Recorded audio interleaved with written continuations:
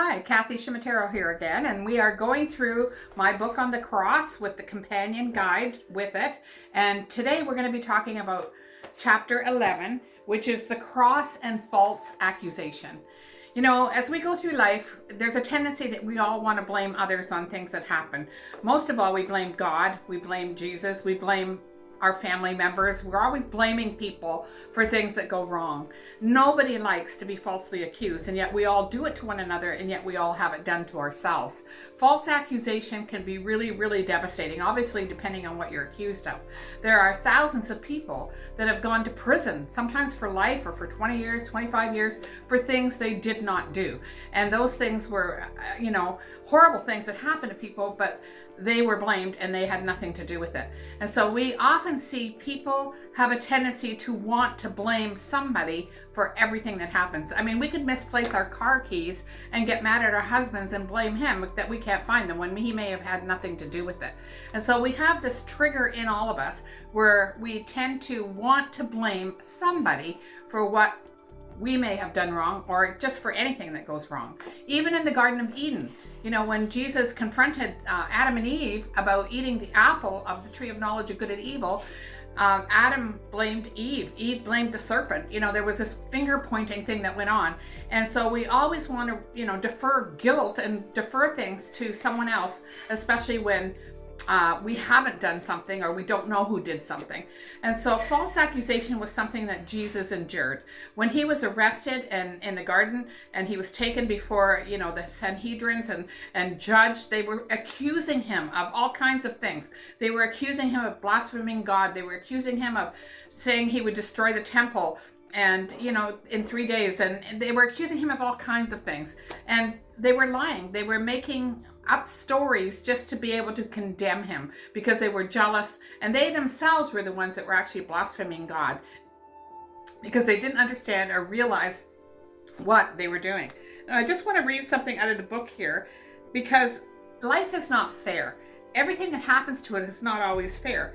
Jesus demonstrated to us that we can overcome and come to him with every trial because he has experienced all the injustices that we can go through in our lives. He knows what it's like to be accused falsely. He knows the shame and the feelings that can come with that, or even the anger that you can feel when someone's pointing the finger at you for something that you didn't do. He went through injustice so that he could deliver us and heal us from all the injustices that have been done to us. In my book on chapter 11, it's all about injustice. It's all about the things that people do to one another that hurt them. We can look back in history and see so many injustices happen, with racism and with just slavery and all kinds of things that have happened in our world and still are happening today, where things are done to people and said to people that are just totally not true. And it's sad when that happens to us. And I remember as a child, I was the oldest of 5 children altogether, and I did do some things wrong, no question. I wasn't a saint when I was a child, and I would get accused of things, and some of those things I did do, but sometimes we can be the black sheep of the family where every time something goes wrong, you're the one that gets blamed. And then you begin to feel like, well, why should I even try? Why does it matter? I'm going to get blamed anyway. And people take on that kind of thinking because they do get blamed often for things. Now, sometimes we are guilty and we are the ones that do something wrong, but many times we get accused for things we haven't done wrong. And we live in an unjust world. We live in a world where people are accusing one another all over the place. Even now with politics, you can just hear all the things that are being said about the different opponents in politics, and especially when there's an election coming up, where all kinds of lies are being said. Maybe there's some truth to it, but we can see that people have this tendency to want to tear down and destroy someone and blame them for all the things that are wrong in their life or all the things that may be wrong in their country. And so we have to look at ourselves and realize that, injustice is a part of this world.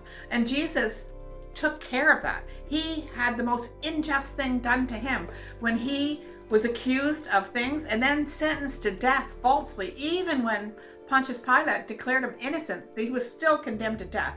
And that's about as unjust as you can get. Things happen. It is an unjust world. Things are not always fair. Things are going to happen to us that shouldn't have happened.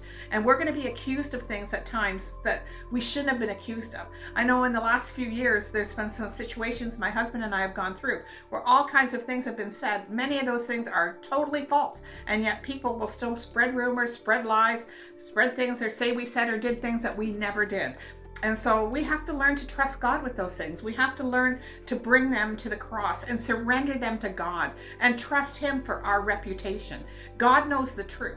He knows what really has happened in our lives. He knows whether we're guilty of something or whether we're not guilty of something. And that's what really, really matters. You know, we can say, you know, if God be for us, who can be against us? And that's what we have to trust Him in. There's one scripture I say almost every day, and that is that no weapon formed against me will prosper, and every tongue that rises up against me will fall. And I trust God. I have to lay things down. Sometimes we want to defend ourselves, and often when we try to do that, we can get into more trouble, and you know, it just creates a bigger mess. And so we have to give those injustices to Jesus. He took them, He brought them to the cross, He died for us. He took all of the things that people do to one another, all those things that are not fair, all those things that bring great pain and heartache to us. He took them all and He brought them to the cross. And in chapter 11 of my book, it goes into great detail of how and why He did that, so that we can be delivered and set free from the injustices that have been done to us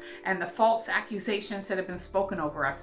We don't have to worry about our reputation because God has our back, and we can trust Him in everything because He knows the truth, and the truth will set you free. God bless you.